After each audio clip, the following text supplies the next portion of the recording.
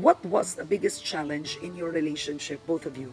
For me, You had a health challenge. actually, yeah, I had this health challenge before. Yeah. Were you battling cancer? Yeah, I was before? battling cancer. It was a rare form of lymphoma, so the lymphatic system. That was definitely. So when I met Nadine, I was coming back from those 6 months of chemotherapy. So actually, he met me. My hair was a bit short. So you weren't feeling your best, really. I was still recovering. Now I can truly say I recovered, but the first 2 years of the toughest. So I was still recovering, having some, like brain fog or like forgetting stuff. So yeah, when I met her, actually, I didn't know exactly where I was in my life. So it was a bit like, okay, so now I'm with her and everything changes because she's not like a normal person. Things like this year was a lot of changes for me, for sure. Like You kind of have a glimpse of what it's like. Kaya he didn't want to be, I guess, at first be with someone who was in the industry kasi meron siyang experience with his sister. Yeah, like my sister also did a few movies before, and then so I have an idea of like how it goes, and it's just not something I was looking for.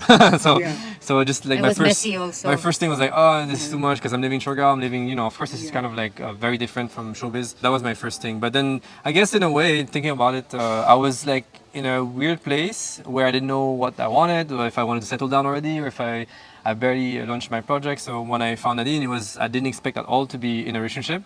And then I guess it just happened, yeah. And then, like, it was just natural. It just happened. Sorry, pretty I'm much. laughing because I'm What? recalling everything now.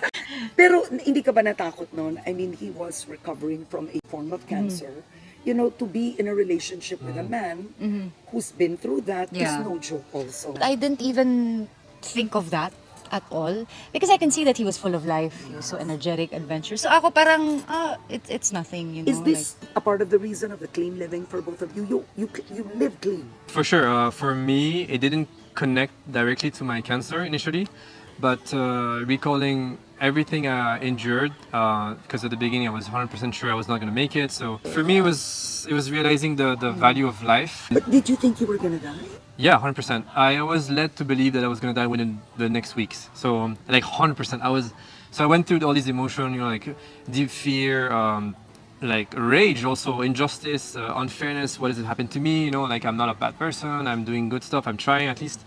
So yeah, I went through all of these, and basically, it took me a few months after my chemo and everything. And I've seen in my hospital where everybody had cancer, a lot of them didn't survive. I know for a fact. And when I came back to my normal life, I just didn't really think about those until I actually saw footage of like the animal industry and the slaughterhouse, and I saw all those animals lining up and trying to get away, scared, jumping out of the line, hearing the noises of what's happening in front of them.